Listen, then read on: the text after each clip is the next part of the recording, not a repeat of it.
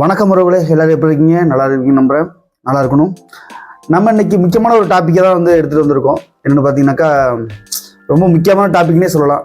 ஏன்னா நம்ம அமெரிக்காவும் ரஷ்யாவும் நண்பர்களாக ஆக்கிட்டாங்களா? உக்ரைன் இப்போ உக்ரைனோட நிலைமை என்ன அப்படின்னு தான். இதோட போர் ட்ரம்ப் சொன்ன மாதிரி போர் ஃபினிஷிங் ஆயிடுச்சா? அவர் சொன்னார், நான் பதவி ஏற்ற பிறகு ஒரே வாரத்தில் நான் அந்த போர் நிறுத்துவேன் அப்படிங்கிற மாதிரி சொல்லியிருந்தாரு. அந்த போர் நின்றுடுச்சா, இல்லை எதற்காக திடீர்னு ரஷ்யாவும் அமெரிக்காவும் இவ்வளோ நண்பர்களாக கொண்டாடுறாங்க அப்படிங்கிறத மட்டும் தான் நம்ம பற்றி பார்க்க போகிறோம். இன்னைக்கு பயங்கர சுவாரஸ்யமாக இருக்க போது வாங்க நிகழ்ச்சியில் பார்க்கலாம்.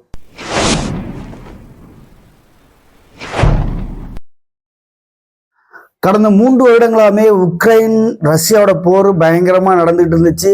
இதற்கு மறைமுகமாக உக்ரைனுக்கு அமெரிக்கா சப்போர்ட் பண்ணிட்டு இருந்தாங்க.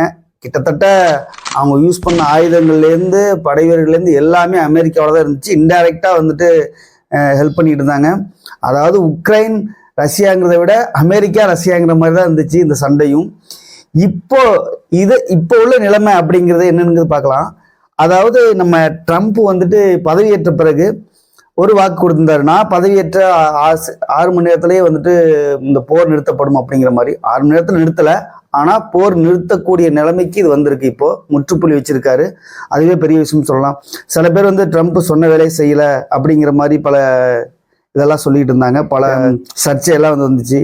கண்டிப்பாக அவர் பண்ணியிருக்காரு. அதற்கு முற்றுப்புள்ளியாக தான் இப்போ ரஷ்யா கூட ஒரு மீட்டிங் ஒன்று அரேஞ்ச் பண்ணியிருக்காங்க. அதில் முக்கியமான நாடுகள் கலந்துருக்காங்க. அதில் என்ன பேசப்பட்டிருக்குங்கிறதையும் பார்ப்போம் நம்ம. அதுவும் இல்லாமல் இதில் முக்கியமான நாடுகளில் சைனாலாம் கலந்துருக்கு. அதுவும் இல்லாமல் உக்ரைன் இந்த பேச்சுவார்த்தையில் எதுவுமே கலந்துக்கலை. இந்த மீட்டிங்கில் உக்ரைன் நாடுனால ட்ரம்ப் ரஷ்யாவிற்கு ஆதரவு தெரிவிக்கிறாரு அப்படிங்கிற கேள்விகள் உங்களுக்கு எழுப்பப்படும். கண்டிப்பாக அதுக்கு நான் உங்களுக்கு ஆன்சர் பண்ணுறேன். என்னன்னாக்கா, கடந்த 3 வருடங்களாகவே இந்த போர் நடைபெற்று இருக்கும் பொழுது இப்போ அந்த போர் நடந்துட்டு இருக்கப்பவே இதோட நிறைய பினான்சியல் ரீதியாகவும் இருக்கட்டும், அதாவது ஆயுதங்கள் ரீதியாகவும் இருக்கட்டும், மற்ற வீரர்கள் படை வீரர்களாக இருக்கட்டும், அமெரிக்கா ரொம்ப மறைமுகமாக உதவி செஞ்சுட்டு இருந்துச்சு உக்ரைனுக்கு. இப்போ உக்ரைன் கிட்ட உக்ரைன் அதிபர் ஜெலன்ஸ்கை அவர்கிட்ட போய் நம்மளோட ட்ரம்ப் போய் பேசியிருக்காரு. என்ன பேசியிருக்காருன்னா, அதுக்கு முன்னாடியே புட்டின் கிட்டையும் அவர் கலந்து பேசியிருக்க கூடுமோ அப்படிங்கிற ஒரு கேள்வி எனக்குள்ளே இருந்துச்சு. ஆனால் இது கன்ஃபார்மே நான் பண்ணிட்டேன். ஏன்னா ஜெலன்ஸ்கைட்ட போயிட்டு நம்மளோட ட்ரம்ப் போய் பேசியிருக்காரு. படை ரீதியாகவும் இருக்கட்டும், ஃபினான்ஸ் ரீதியாகவும் இருக்கட்டும், நிறைய நீங்கள் கடன் வாங்கி பண்ணிட்டு இருக்கீங்க. இதெல்லாம் நீங்கள் எப்படி கொடுக்க முடியும்? அது நமக்குள்ள ஒரு சின்ன ஒப்பந்தம் வச்சுக்கலாம் அப்படிங்கிற மாதிரி நம்ம தலைவன் போய் பேசியிருக்காரு ட்ரம்ப். அது என்னன்னு பார்த்தீங்கன்னா, ட்ரம்ப்போட ஒரு நாலேஜே தனி நாலேஜ் தானே எப்பவுமே. அதனால தானே அவர் எப்பவுமே ஒரு ஃபேமஸான இடத்துல இருக்காரு. நல்ல ஒரு போல்டான லீடராகவும் காணப்படுறாரு. எதனாலனாக்கா, நீங்க இவ்வளோ கடன் வாங்கியிருக்கீங்க, இவ்வளோ போர் மூலியமா நிறைய நான் உங்களுக்கு உதவி பண்றேன். இது எல்லாமே அமெரிக்காவில் எங்களோட அமெரிக்கா நாட்டு மக்கள் செலுத்துற வரி மூலியமா தான் இது எல்லாமே இருக்குது. இப்ப எங்களுக்கு ஒரு சின்னதா நீங்க ஒரு ஃபேவரா பண்ணி கொடுக்கணும் அப்படின்னு போயிட்டு நம்ம தலைவன் டைரக்டாவே கேட்டாரு. அது என்னன்னு பாத்தீங்கன்னா, உக்ரைன்ல உள்ள கனிம வளங்கள். அதாவது நிறைய அங்க கனிம வளங்கள் இருக்குது. உக்ரைன்ல உங்க நாட்டுல உள்ள கனிம வளங்கள் எங்களுக்கு ஏற்றுமதி பண்ணுங்க, நான் உங்களுக்கு ஒரு 50% உங்களுக்கு தந்துடுறேன். அதே மாதிரி உங்கள்ல இருந்து எங்க குறிப்பிட்ட இடத்த எங்களுக்காக ஒதுக்கி கொடுங்க அப்படிங்கிற மாதிரி டைரக்டாவே கேட்டிருக்காரு போய். அதாவது ரஷ்யா டைரக்டா சண்டை போட்டுச்சு. ஆனா அமெரிக்கா அவருக்கு ஹெல்ப் பண்ணிட்டு டைரக்டா போய் கேட்கிறாங்க, நான் உங்களுக்கு ஹெல்ப் பண்ணிருக்கேன், நீ எனக்கு ஏதாவது பண்ணு அப்படிங்கிற மாதிரி. இது எப்படி தெரியுமா இருக்குது? நான் உனக்கு பிஸ்கட் தரேன், நீ எனக்கு கள்ள மிட்டாய் கொடு அப்படிங்கிற மாதிரி நம்ம சின்ன வயசுல பேசுற மாதிரி தான் இருக்குது. இந்த மாதிரி நம்ம ஷேர் பண்ணி பேசுவோம்ல, அந்த மாதிரி தான் இருக்குது. அவர் பெரிய ஆள். நம்ம ட்ரம்ப் மூளை தான். அவர் எப்பவுமே ஒரு பிசினஸ் மைண்ட்ல தான் இருப்பார். எல்லாத்தையுமே சரி நம்ம நாட்டுக்கு. இப்போ இதுக்கு முன்னாடி பாத்தீங்கன்னா, உக்ரைனுக்கு உக்ரைனுக்கும் ரஷ்யாவுக்கும் போர்ல இருக்கப்போ அமெரிக்கா தான் சொன்னிச்சு, அவங்க கிட்ட எதுவுமே வாங்கக்கூடாது, வர்த்தகம் யாரும் வச்சுக்க கூடாது, அதுங்கிற மாதிரி நிறைய பிரச்சனைகள்லாம் வந்துச்சு. ஆனா இது இப்ப எந்த மாதிரி ஒரு நிலைமையில இருக்கு பாத்தீங்கன்னாக்கா, ட்ரம்ப்பே ரஷ்யா கிட்ட நிறைய நம்ம வச்சுக்கலாம். பல நாடுகளோட ஒப்பிடும்போது இவங்க நம்ம கூட நிறைய ஃப்ரெண்ட்ஸா இருக்காங்க, அவங்க கிட்ட நம்ம ஏற்றுமதி பண்ணிக்கலாம், நிறைய விஷயங்கள் நம்ம அவங்க கிட்ட ஏற்றுமதி பண்ணிக்கலாம், நம்ம கிட்ட இருக்கலாம் அப்படிங்கிற மாதிரிதான் ட்ரம்ப் வந்து இருந்திருக்காரு. ஆனா இதனால இந்தியாவிற்கு என்ன பயன் அப்படின்னு கேட்கலாம். அதை வந்து நான் சொல்றேன் உங்களுக்கு பிறகு. இப்போ இந்த ட்ரம்ப் வந்துட்டு அங்க நிபர்கிட்ட கேட்கிறப்ப அவரு முடியாதுன்னு சொல்லிட்டாரு, டைரக்டாவே சொல்லிட்டாரு, எங்க நாட்டை வந்து நீங்க நாட்டுக்கு எதிர்த்து என்னால ஒன்றும் பண்ண முடியாது, என்னால முடியாதுங்க அப்படிங்கிற மாதிரி டைரக்டாவே சொல்லிட்டாரு. ஆனா அது ட்ரம்ப்புக்கு வந்துட்டு சுத்தமா இதாயிடுச்சு. இவன் சரிப்பட்டு வரமாட்டான், நம்ம எவ்வளவோ என்னவோ பேசிட்டோம், இவன் சரிப்பட்டு வர மாதிரி தெரியல, அதனால வந்து நம்ம வேற மாதிரி இவனை ட்ரீட் பண்ணணும் அப்படின்னு சொல்லிட்டு போய் ரஷ்யாவிலே வந்துட்டு பேசிட்டாரு. வாங்க நம்ம வந்து பேசிக்கலாம், நம்ம எதுக்கு நம்ம சண்டை போட்டுட்டு இருக்கணும், நம்ம நண்பர்களா இருப்போம் அப்படின்னு சொல்லிட்டு 2 பேரும் நண்பர்களாக கூடி நிறைய பேச்சுவார்த்தைகள் நடந்திருக்குது. அதுவும் இல்லாம இது எப்படி உக்ரைனை பழி வாங்குறதுக்கா அப்படிங்கிறது வந்து ஒன்றும் கிடையாதுங்க. ஏன்னா உக்ரைன் வந்துட்டு நிறைய இவங்க பாதி இடத்த பிடிச்சாங்க, ரஷ்யா பாதி இடத்த பிடிச்சாங்க, உக்ரைன் பேக் சைடு போய் நிறைய பாதி இடத்த பிடிச்சாங்க, இந்த மாதிரி நிறைய சண்டைகள் குழப்பங்கள் இருந்துச்சு.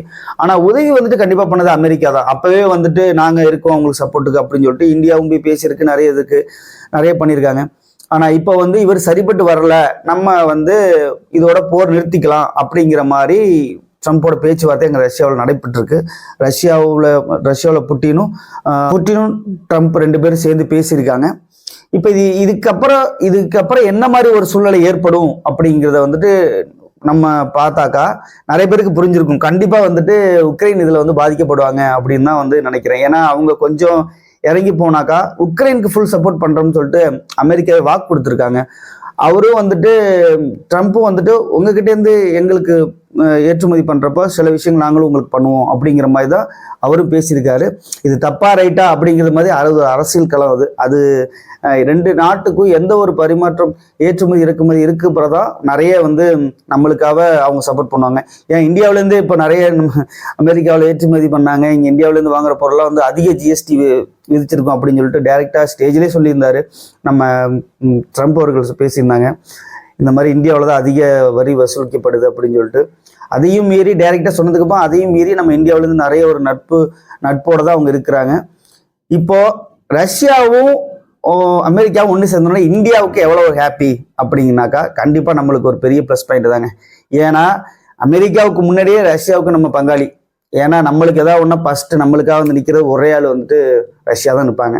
ஏன்னா அவ்வளோ சீக்கிரம் நம்மளை யாரும் தொற்றவே முடியாது. அவ்வளோ ஒரு நல் உறவு, பங்காளி, மச்சான், மாமா அப்படின்னு கூட சொல்லிக்கலாம். நம்ம அவங்களுக்கு பண்ண, அவங்க நம்மளுக்கு பண்ண, இந்த மாதிரி பல விஷயங்கள் நம்ம வந்து ரஷ்யா கூட பயங்கர டச்சில் இருக்கும். நம்மளை என்னை தாண்டி தொடரா பார்க்கலாம் அப்படிங்கிற மாதிரி தான் இருக்கும் டைலாக். ரஷ்யா வந்துட்டு முன்னாடி இன்னும் சொல்லுவான், என்னை தாண்டி தொடரா பார்க்கலாம் அப்படின்னு சொல்லிட்டு இந்தியாவை அப்படின்னு. ஆனா இப்போ ரஷ்யா கிட்டே ஒருத்தர் வந்து யாரும் சண்டைக்கு வந்தா கூட என்னை தாண்டி தொடரா பார்க்கலாம் அப்படிங்கிற மாதிரி நம்ம மோடி அவர்கள் பயங்கர இராணுவத்திலும் சரி, பயங்கர ஒரு ஸ்ட்ராங்லையும் சரி, இந்தியாவை நல்ல வலுவான நிலையில கொண்டு நம்ம வச்சிருக்காரு. அதுவே பெரிய பாராட்டக்கூட விஷயம்தான். இதனால என்ன ப்ராப்ளம், இந்தியாவுக்கு ப்ராப்ளம் வருமா அப்படின்னு பார்த்தாக்கா கண்டிப்பா இந்தியாவுக்கு எந்த ஒரு ப்ராப்ளமும் இருக்கிறதுக்கு வாய்ப்பே கிடையாது இனிமே வந்துட்டு. ஆனா இது எல்லாத்தையும் ஒரு ஆள் இருந்து பார்த்துட்டே இருக்காங்க, சைனாக்காரங்க பார்த்துட்டு இருக்காங்க. அது எப்படின்னாக்கா என்ன திடீர்னு வந்துட்டு இவங்க அமெரிக்காவும் ரஷ்யாவும் வந்துட்டு ஒன்று கூடியிருக்காங்க, என்ன நடக்க போகுது அப்படிங்கிற மாதிரி எல்லாமே வந்துட்டு எல்லாரும் பேசியிருப்பாங்க, என்ன ஒரு ஐடியாவா இருப்போம்னு சொல்லிட்டு.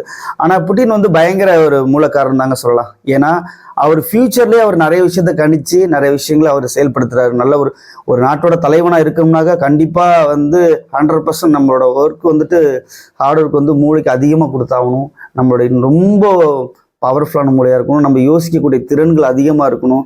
அப்போதான் ஒரு நாட்டில் எவ்வளோ பெரிய விஷயங்கள் நடக்குது அப்படிங்கிறத நம்ம கணிக்க முடியும். கணிச்சு அதுக்கு ஃபியூச்சர்ல எந்த மாதிரி மக்களுக்கு நம்ம நல்லது செய்ய முடியும், நம்ம நாட்டு மக்கள் எப்படியெல்லாம் இருப்பாங்க அப்படிங்கிறத கணிச்சு செயல்படுறது வந்து பிரதமரோட ரொம்ப வேலையா இருக்குது. அவங்களோட அப்படி இருக்கிறதுனாலதான் இன்னமும் அவங்களோட ஹையஸ்ட் லீடர், அதாவது பவர்ஃபுல் லீடர்ல புட்டின், நம்ம இந்திய பிரதமர் மோடிஜி அவர்கள், அப்புறம் வந்துட்டு பார்த்தீங்கன்னா ட்ரம்ப் அவர்கள், இன்னும் நிறைய பேர் வந்துட்டு வரிசை லிஸ்ட்ல இருக்கிறாங்க. அவங்க எல்லாருமே வந்து நல்ல ஒரு லீடர்ஷிப்பா இருக்காங்க. பார்ப்போம், வெயிட் பண்ணி பார்ப்போம் ஃபியூச்சர்ல வந்துட்டு நம்ம எந்த மாதிரி ஒரு நன்மைக்கு வருது. இந்த ரஷ்யா, அமெரிக்கா, உக்ரைன் இந்த நாளுக்குரிய என்ன ஒரு பேச்சுவார்த்தை நடக்க போகுது இன்னும் பொறுத்து நம்ம பார்ப்போம். எந்த மாதிரி ஒரு விஷயங்கள்லாம் நம்ம கிட்ட வருதுங்கிறத உங்களுக்கு வந்து இது மாதிரி விஷயங்களை உங்களுக்கு வந்து உடனுக்குடன் அப்டேட் பண்றேன். நம்மளோட சேனலை சப்ஸ்கிரைப் பண்ணுங்க. நான் இன்ன வரைக்கும் சேனலில் கேட்டதே கிடையாது, சப்ஸ்கிரைப் பண்ணுங்க அப்படின்னு சொல்லிட்டு. ஏன்னா நான் வீடியோ நிறைய போட்டு தான் இருக்கேன். ஒன்றும் நம்மளுக்கு வந்து ஒரு ரீச் ஆன மாதிரியே ஒரு ஃபீல் இல்லை. ஆனாலும் என்னோட ஒர்க்கை நான் பண்ணிட்டு தான் இருப்பேன். கண்டிப்பாக ஒரு நாள் நம்ம ஜெயிப்போம் அப்படிங்கிற ஒரு நம்பிக்கை எனக்கு இருக்குது. அதே நம்பிக்கையோடு நான் உங்கள்கிட்ட இருந்து வெளிப்படுறேன். நன்றி, வணக்கம்.